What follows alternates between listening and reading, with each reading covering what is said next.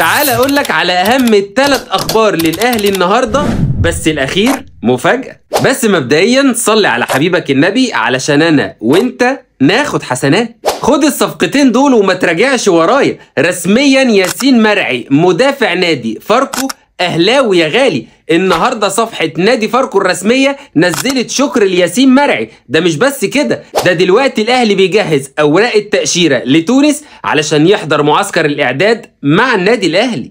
اما بقى ناحية اليمين، لاعب نادي سيراميكا كليوباترا احمد هاني بقى قريب جدا من النادي الاهلي، خصوصا بعد اقتناع خوسيه ريبيرو بامكانيات اللاعب. يعني برضو ممكن كلها ساعات بسيطة وتسمع احلى تكتاك في الصفقتين دول.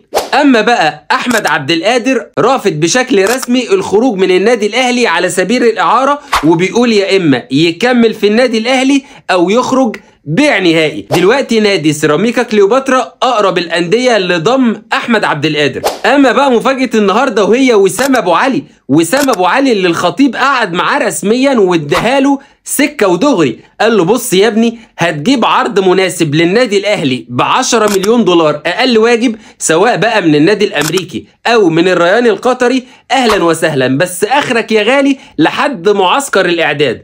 اول ما نوصل لمعسكر الاعداد تقفل على الخبر مجور وتدخل معسكر الاعداد مع النادي الاهلي وما اشوفكش غير في يناير.